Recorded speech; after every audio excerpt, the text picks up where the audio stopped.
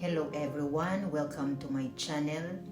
I am sharing the message of Pastor Benny Hinn, encouraging message because each and every one of us has a loved ones and we need to hear this kind of message to strengthen us because we all come to that. All our loved ones will come to that. So we have to be prepared. And to Jesus be the praise and the glory and the honor and dominion and majesty now and forevermore. What a wonderful Lord we serve. I want to talk to you about something really, really precious. I want to say thank you first for joining me today. It's going to be a very precious time today with you. A friend of mine a few hours ago called me from California. His wife went to be with the Lord this morning, and I shared what the Bible says about where they are, about the coming of the Lord, about what the scriptures have to say to us when someone goes to be with the Lord. And it so blessed him and comforted him. And I just felt, you know what, I need to talk to you about that, because I know you probably have a loved one in glory, or maybe you're one who has a loved one about to go to glory. If not, the day will come you'll need to remember this teaching anyways from the Word. So what do we do when a loved one goes? How do we handle it? What does the Bible say about it?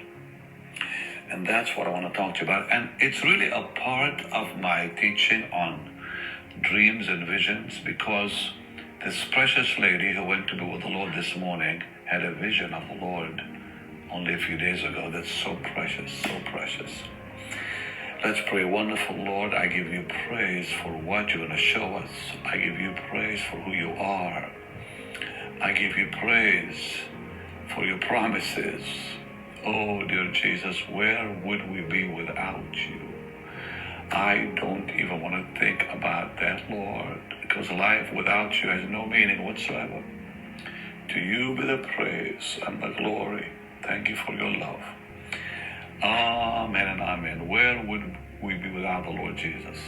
Like I said, I don't even want to think about it, because I told the Lord, I said, Lord, it would have been better to have not been born than to live without you, than not to know you. And how wonderful, like today, like a day like today, I should say, when someone has a loved one who goes home, think about the peace we have, the joy we have, the promises we have. A dear lady, a friend of mine also, her husband called me today, Terry, and she is Karen. And Karen, about a few days ago, had a vision. And she saw the Lord in the hospital, in her room. And she was sitting up reading her Bible. Her husband, Terry, was telling me that just a few minutes ago, in fact, a little while ago. And so she is reading her Bible, and she sees the Lord. And the Lord said, come close. And she did, and she put her head on his shoulder. Isn't that precious? Wow. And her husband said, was this a dream? She said, no, I was wide awake reading my Bible when this happened. She puts her head on the Lord's shoulder, and he says, just relax. It's going to be all right. And this morning she went to be with him. And ever since that vision, she's been saying, the Lord is so good. Jesus is so good. And then began to say, oh, I want to be with the Lord. I want to be with Jesus. She's been in such pain in her body. And so I shared this with him that I want to share with you. And I've been talking about dreams and vision the last 2 days. And I was planning to continue my teaching, but I thought, you know what, Lord, I'm going to be led. I'm going to just let you do it. You lead me which way I should go. Because, like I said, visions belong to God's saints. Dreams belong to the saints and also the sinner. Because in dreams, God shows us his plans and purposes. In visions, He reveals his love, his nature, like he did with Karen. If you are someone who has a loved one in heaven, or maybe you have someone whom you love who's about to go to heaven, or if you even question, what will I do when my mom, my dad, or someone I love goes, my brother or sister? All right, this program is for you. Let's go to 1 Thessalonians 4. I think you know that blessed portion, but it's good to see it again and to remember what it says and to pay attention to what it says. So, Father, I just ask you right now to reveal your word and promises to your people. I give you the praise. For I would not have you to be ignorant, brethren, he's talking to the church, concerning them which are asleep, that ye sorrow not, even as others which have no hope. Number one, the Bible never says they're dead. It says they're asleep. So I told Terry this morning, I said, she is not dead. Don't even think about it, because she's not dead. And your loved one hasn't died. Your loved one is not dead. They're only asleep, because the Bible doesn't say dead. It says concerning them which are asleep, that ye sorrow not, even as others which have no hope. For if we believe that Jesus died and rose again, and that's the key, that if we really believe that Jesus died on the cross and rose again, even so them also which sleep in Jesus will God bring with him. So, just as real as the crucifixion was, the ascension, the resurrection and the ascension of the Lord was, so our loved ones, it says, even so them which sleep in Jesus will God bring with him. In other words, as sure as Jesus died, as sure as he rose from the dead, our loved ones will be raised from the dead and come back with the Lord. Hallelujah. Our loved ones are with the Lord now, will come back with the Lord, and their bodies will be raised from the dead, all at the same time. Think about it. For this we say unto you by the word of the Lord, that we which are alive and remain unto the coming of the Lord shall not prevent them, or will not go ahead of them, which are asleep. For the Lord himself shall descend from heaven with a shout, with the voice of the archangel, with the trump of God. Now remember, the saints already are with him. It says, even so them also which sleep in Jesus will God bring with him. So, when the Lord descends from heaven with a shout, with the voice of the archangel, with the trump of God, our loved ones who are in heaven will come with him. And then it says, and the dead in Christ shall rise first. So their bodies will be raised from the dead first. Then we which are alive and remain shall be caught up together with them in the clouds to meet the Lord in the air, and so shall we ever be with the Lord. Then it says, wherefore comfort one another with these words. And that's why I'm talking to you. Because maybe you're one like Terry who had a loved one who went to be with the Lord recently. You need that comfort, that strength to know, number one, they're not dead. They're asleep. It says sleep twice in this portion I just read to you, and many other portions in the Bible. Remember when the Lord came to raise Lazarus from the dead, he never said he's dead. He said he's sleeping. And they said, well, if he's sleeping, he can wake up. No, he said, and then he explained what he meant, that he's dead. But he didn't say that till they questioned, what does it mean? But we as believers, we don't die. We go to sleep. Our bodies go to sleep. That's it. And when you go to sleep, it means resurrection is on the way. I heard the true story of a little boy who passed, and the daddy was not a Christian, and the mommy came to the funeral home to say their last goodbye. So the daddy comes and kisses the little boy on the forehead in the casket and says, goodbye, son, goodbye forever. The mother, who's a Christian, says, I'll see you in the morning, baby. I'll see you in the morning. That's the difference, because we believe we will rise from the dead. That's it. And your loved one is now with the Lord. So I want you to understand these blessed words. This is not some whatever. This is the truth here. This is God's blessed word, as real as Jesus died, as real as he rose from the dead, as real that he ascended, so will our loved ones also come back with the Lord. Now let me say something else to you. In 2 Corinthians chapter 5, we have something really precious. And Paul the Apostle talks about our bodies being the tabernacle. So just think about this. When you see your loved one laying in that casket, you have to tell yourself, that's not my dad, that's not my mom, that's not my wife, that's not my husband, that's not my brother or sister. No, that's only the shell they lived in. That's only the tent they lived in. And so the Bible says, for we know that if our earthly house, meaning the body, of this tabernacle were dissolved, if this body is no longer needed and dissolved, we have a building of God, and house not made with hands, eternal in the heavens. So God already has our new bodies prepared in heaven. For in this we groan earnestly, desiring to be clothed upon with our house, which is from heaven. Every child of God already has a brand new body waiting in glory for you. Already there. The minute God writes your name in the Lamb's Book of Life, he prepares a body for you in glory. Because Paul says we already have that body.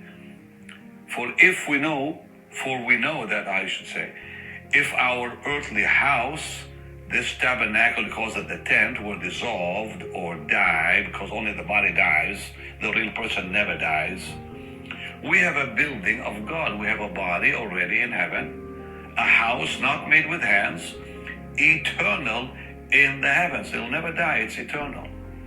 For in this we groan. Every true believer groans, wanting to be freed from this body. I want to be free from this body. I don't want to be living inside a body that gets sick and is weak and is easily tempted and drawn away. No way, I don't want that. I want to be free from this flesh, that I might have my new body one day that will not have those sicknesses and pains and this and that. Now, for in this we groan, verse 2, earnestly desiring to be clothed upon with our house which is from heaven. If so be that being clothed, we shall not be found naked. For we that are in this tabernacle, we who are in this body, do groan, being burdened, not for that we would be unclothed, but clothed upon. We are burdened because we want to have our new body now. We don't want to wait. That mortality might be swallowed up of life. Now he that hath wrought us for the self-same thing is God.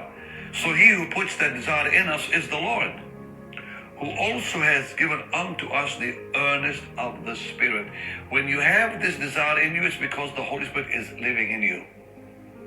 Therefore, we are always confident, knowing that while we are at home in the body, while we're still here, we are absent from the Lord. For we walk by faith, not by sight. As long as we're in this body, we walk by faith. We are confident, I say now, and willing rather to be absent from the body and to be present with the Lord. Wherefore we labor that whether present or absent, we may be accepted of him. And this is where many say to be absent from the body is to be present with the Lord. What Paul says here, we are confident, I say, and we want, willing rather, to be absent from the body, to be present with the Lord. So I said to this dear man today, my dear friend Terry, I said, Karen is now with the Lord. Even though he knew that, it's good to hear it again. I heard Corrie ten Boom years ago preach a message where she had a glove in one hand, and then she was talking about how the glove is us and the hand is the Lord, and she said how you have to surrender completely to the glove. In other words, put your hand inside that glove and so on, and how we have to surrender to the Lord. So we, the glove, surrender to the hand, the Lord. And I'll never forget that message. And she said, now how the Lord can use us. So all we are is a glove and he's the hand. So make sure he takes over the glove so he can use you. And when my father passed, he was 58 years old. He was way younger than me. I'm already almost, 69 now. And I'm looking at his body in Toronto. And the Lord spoke like this. He said, that's only a glove. And it released me. I said, oh, this is not my dad. He's gone. This is the glove. I called my mom, my brothers, my sisters. I said, this is not dad anymore. This is not dad. This is only the shell he lived in. And you could see the shades on their face when I said, this is not him. It's only the house he lived in. I like to say it, the earth suit he lived in. That's all it is. And we don't sorrow over an earth suit.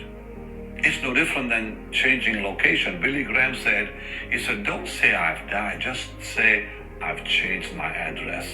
Isn't that lovely? So when we go to be with the Lord, we simply change location, change the address. We leave our body, we change the address. We go somewhere else to be with the Lord.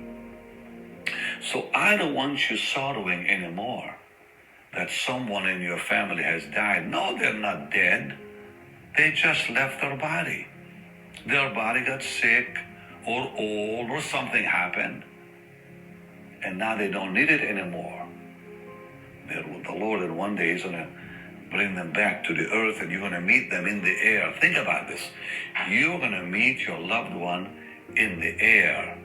For this we say unto you by the word of the Lord, we shall not prevent them which are asleep, but we will meet them in the air. The last trump will sound, the dead in Christ will rise first, then we which are alive and remain will be caught up together with them in the clouds. Think about, as their bodies are being resurrected, we're going to meet them in the air all at the same time and be transformed into the Lord's image at the same time. In the twinkling of an eye, we shall be all changed. So our loved ones will rise from the dead with their brand new body, meeting them in the air, meeting the Lord, with the Lord, I should say, and we will be raptured, who are still on earth, and our body will be transformed in the twinkling of an eye, and we will be with them in the air with the Lord forever. Isn't that precious of the Lord to do that for all of us one day? So be comforted today, be encouraged. I have one more thing to share with you that is very, very important. And that is in Philippians chapter 1. I ran over this years ago, and it's the clearest portion of the word that shows us that our loved ones in heaven know what's happening in our lives. Because people use, Hebrews 12, the cloud of witnesses, but that doesn't apply. It applies only to chapter 11. The people mentioned in chapter 11, the great heroes of faith. They are the cloud of witnesses. But this, listen to it. Look at it with me, will you? Philippians chapter 1, verse 23 through 27. And I was telling Terry today, I said, read this, because he had not heard of it before. I said, you got to read it, because make sure you know that Karen knows what's going on right now. She even knows what you're thinking, because it says so in the Bible.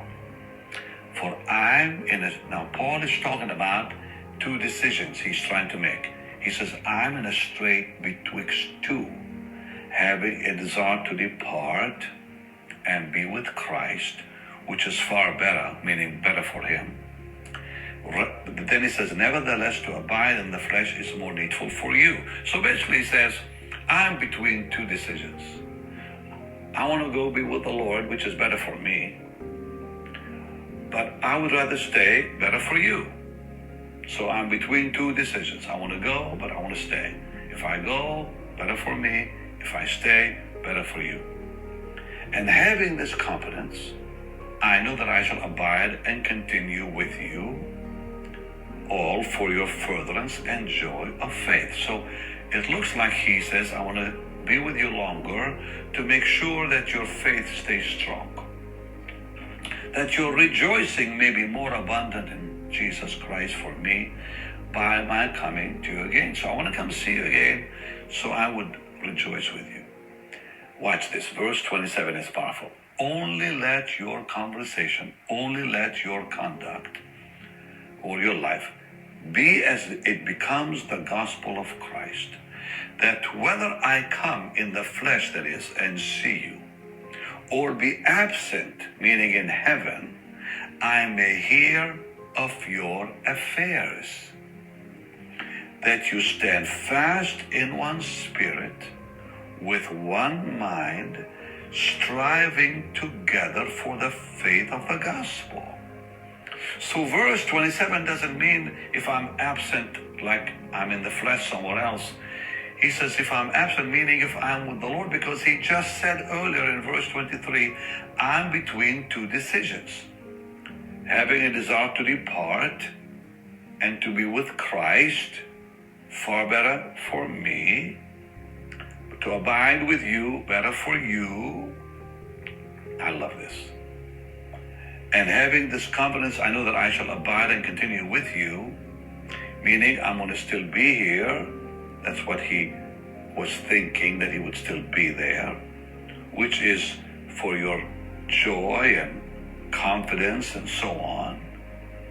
And then he says, now let your conduct be as it becomes the gospel of Christ.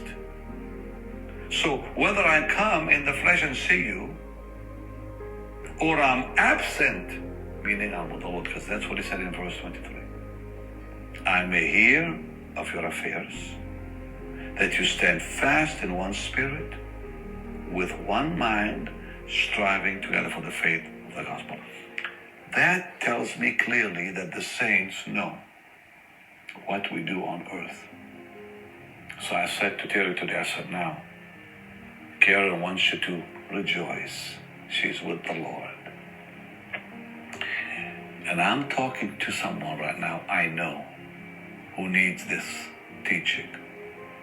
Maybe you've been grieving, sorrowing. You go to the grave too often to be closer to your loved one. They're not there. They're not there. They've never been in that grave. They've never been in that casket. They're with the Lord. I know sometimes we go to visit the graves of loved ones because we miss them. I understand that. But let's allow the scriptures to give us that strength, rather than going and putting flowers over the grave, which is nice to do, of course. It's the Bible we need. Because when you leave that like if you go and visit where a loved one is buried, or the body of a loved one is buried, you may feel some comfort for a short time, but once you leave, you're going to miss them all over again. You're going to feel the grief again, the sorrow again. You're going to wish you're with them. But the Bible says that ye sorrow not as others which have no hope. In other words, rejoice that with the Lord. And the way things are going now, it won't be long before we'll be with the Lord ourselves. Look what's going on out there. Please. The rapture is almost upon us. It can happen anytime. So you and I need to be strong today and not allow any pain or any sorrow to come in. Let's rejoice. All is well. All is well. And yes, your loved one is rejoicing in the presence of God right now. Think about having dinner with Jesus. Think about walking with the Lord right now in heaven. Looking at his blessed face. Oh, what a moment that would be for us. We've lived all of our lives waiting for that day. I've lived all my life waiting for that day. Think about it. From the day I got saved, I've been living with that blessed longing in my heart to be with the Lord. We don't want to stay in this world. There's nothing to stay for. That's why we cry, come Lord Jesus, come take us home. How we want to be with him. Let not your heart be troubled. You believe in God, believe also in me. He said, in my Father's house are many mansions. I go to prepare a place for you, and I will come and take you.